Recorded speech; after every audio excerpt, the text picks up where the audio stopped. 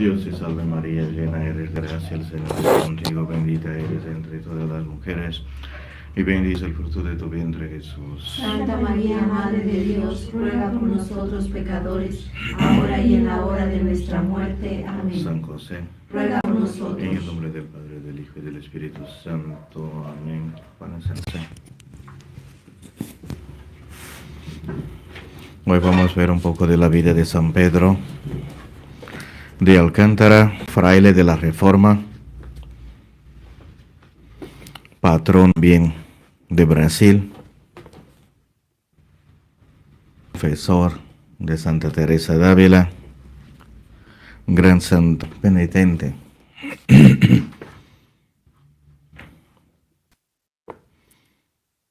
Pedro nació en un pueblito que se llamaba Alcántara en 1499. Su padre, que era abogado, ejercía el cargo de gobernador de la localidad, y su madre era muy buena. Su padre, que era abogado, ejercía el cargo de gobernador, y su madre era de muy buena familia, y ambos se distinguían por su piedad y cualidades personales. Vemos que la santidad, los hijos, las vocaciones, todos, ¿no? Los que nacen en una familia católica normalmente no tienen esta inclinación a la vida de santidad y sin llamados a la vida religiosa, ¿no? O sea, de manera que si uno no es de una familia católica, difícilmente va a seguir practicando la religión o va a seguir en la vida religiosa. Uno aprende con sus papás desde niños. Como dice, no es imposible, pero es muy difícil. Pedro empezó los estudios en la escuela del lugar, pero su padre murió antes de que hubiese terminado la filosofía. Su padrastro le envió más tarde a la Universidad de Salamanca, donde Pedro determinó ser franciscano y tomó el hábito en el convento Manjaretes, situado en las montañas que separan a España de Portugal. Escogió precisamente ese convento por su ardiente espíritu de penitencia, ya que en él se hallaban reunidos los observantes que ansiaban una vida más rigurosa. No, entonces muchas veces se pasa eso en las órdenes religiosas. Con los años va llegando también la flojedad y muchas congregaciones y órdenes religiosas ya no están más observantes así como en la época de los fundadores, ¿no? Muchos dicen, ¿no? Cuando se muere el fundador se acaba la congregación. Entonces pasó en muchas de las órdenes religiosas, los benedictinos, que fueron reformados por los tercienses, por los trapistas, y también los franciscanos tuvieron muchísimas reformas, los frailes menores, los capuchinos, todo eso son reformas para mantener la observancia. Y San Pedro de Alcántara buscaba un convento así, que siguiera de facto el espíritu de Francisco y no del mundo. Santa Teresa también, por eso que los dos trabajaron juntos. San Juan de la Cruz en la Reforma del Carmelo, Santa Teresa de Ávila también en la Reforma de San Pedro de Alcántara, en la Reforma de los frailes franciscanos, para que regresara a la antigua observancia. Entonces ya tenía este espíritu, ¿no? Escogió precisamente ese convento por su ardente espíritu de penitencia, ya que en él se hallaban reunidos los observantes, que ansiaban una vida más rigurosa.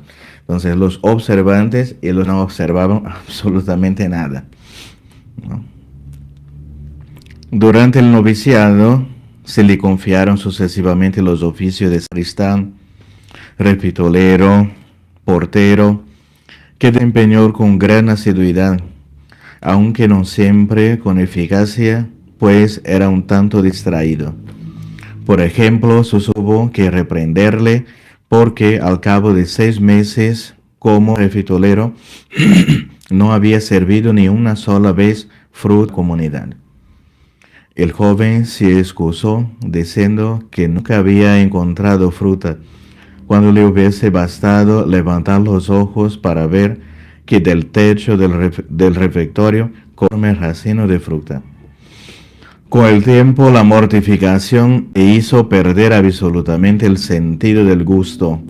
En cierta ocasión, encontró en su plato vinagre salado y lo tomó como si fuese la sopa ordinaria. Su lecho consistía en una piel sobre el suelo.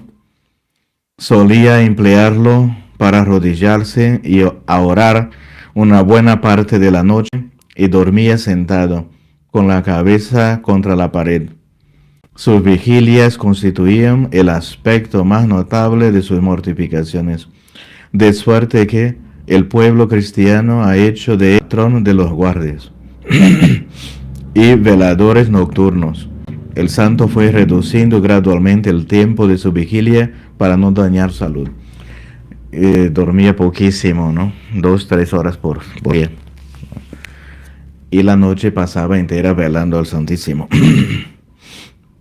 Algunos años después de su profesión, se envió a fundar un pequeño convento en Badajoz, aunque tenía más que 22 años y no era un sacerdote. Ejerció el superiorato durante 3 años, de los cuales fue ordenado sacerdote en 1523. Sus superiores le dedicaron inmediatamente a la predicación y más tarde le nombraron sucesivamente guardián de los conventos de Jobredillo y Plasencia. San Pedro presidía a sus súbditos con el ejemplo, observando a la letra los consejos evangélicos. Por ejemplo, solo tenía un hábito, de suerte que, cuando lo iba a lavar o a remendar, se retiraba a esperar, desnudo en un rincón del huerto. Por aquella época predicó en toda Extremadura, con gran fruto de las almas. Además de su talento natural y de sus conocimientos, Dios le había favorecido con la ciencia infusa y el sentido de las cosas espirituales. Estos últimos son dones sobrenaturales que Dios no suele conceder, sino a quien ha ejercitado largamente en la oración y la práctica de las virtudes. La sola presencia del santo era ya una especie de sermón, y se dice que le bastaba con presentarse en un sitio para empezar a convertir a los pecadores. La gente cuando veía el santo ¿no? Ya se convertía. Era muy flaquito, muy penitente, con su viejo, ¿no? Y cuando la gente lo veía, se admiraba y se convertían muchísimo. Dicen que hasta los demonios también, en los exorcismos, cuando llegaba a San Pedro de Alcántara, los demonios, el poseído lo veía, así iban todos. Un poco como San Juan María Vianney también tenían esto. Ellos tenían odio de estos santos. La presencia del santo era ya una especie de sermón, y se dice que le basta con presentarse en un sitio para empezar a convertir a los pecadores. Gustaba particularmente de predicar a los pobres, basándose en los textos de los libros de la sabiduría y de los profetas del Antiguo Testamento. San Pedro se sintió toda su vida atraído por la soledad. Hubiese rogado a sus superiores que le enviasen a algún monasterio remoto en el que pudiese entregarse a la contemplación. Estos le enviaron al convento de Lapa, que era un sitio muy poco poblado, con el cargo de superior. Ahí compuso San Pedro su libro sobre la oración, que nosotros recomendamos muchísimo, de la oración de San Pedro de Alcántara. Tan estimado Santa Teresa de Ávila, Fray Luis de Granada, San Francisco de Sales y tantos otros, los maestros de la vida espiritual. Es una verdadera obra maestra que ha sido traducida a la mayoría de las lenguas occidentales. San Pedro aprovechó para escribirlo su propia experiencia del amor divino, ya que vivía en continua unión con Dios. Con frecuencia era arrebatado en éxtasis que duraban largo tiempo y estaban acompañados de otros fenómenos extraordinarios. La fama de San Pedro de Alcántara llegó a oídos del rey Juan III de Portugal, quien le llamó a Lisboa y trató en vano de retenerle ahí. El rey de Portugal que sí quedase, salir de España y quedarse en Portugal para una función, pero no quiso. En 1538, el santo fue elegido ministro provincial de los frailes de la estricta observancia de la provincia de San Gabriel, en Extremadura. En el ejercicio de su cargo redactó una regla aún más severa que la ya existente y la propuso en 1540 en el capítulo general de Plasencia. Como la propuesta encontraba fuerte oposición, el santo renunció a su cargo y fue a reunirse con Fray Martín de Santa María. Dicho fraile interpretó la regla de San Francisco como un llamamiento a la vida eremítica. Construía una ermita en una desolada colina llamada La Rábida, a orillas del Tajo, ribera opuesta a la de Lisboa.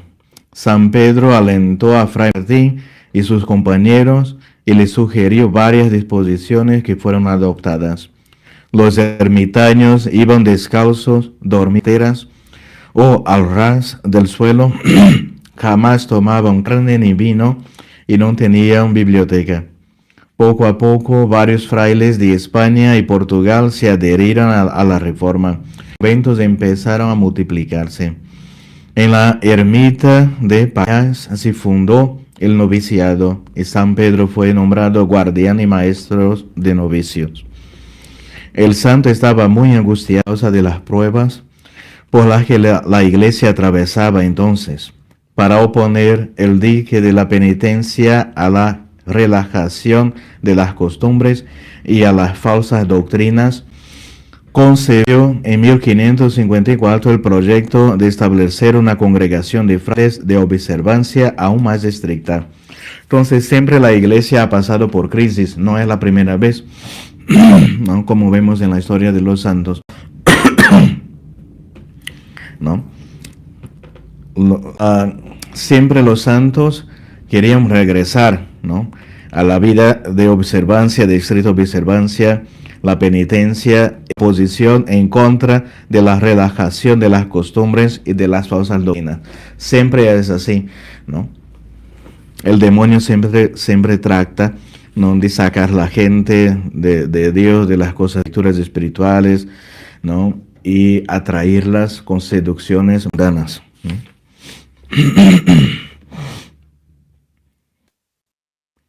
El provincial de Extremadura no aceptó el proyecto. En cambio, el obispo de Corría acogió la idea con entusiasmo y San Pedro se retiró con un compañero a dicha diócesis a hacer un ensayo de la nueva vida eremítica.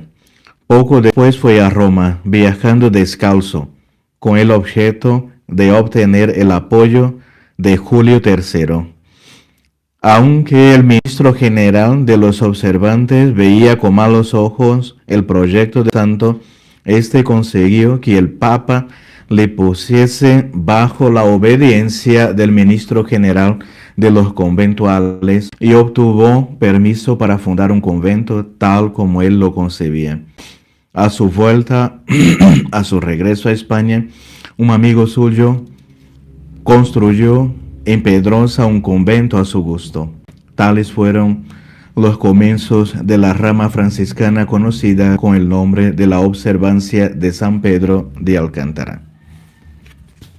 Las celdas eran muy pequeñas. La mitad de una de ellas estaba ocupada por el lecho, que consistía en 3 tablas desnudas. La iglesia hacía juego con el resto. Los frailes no podían olvidar llamados a hacer penitencia. dado que sus celdas parecían más bien sepulcros que habitaciones. Un amigo de San Pedro que le había ayudado a llevar a cabo la reforma se quejó un día de la malicia del mundo. El santo replicó: el remedio es muy sencillo.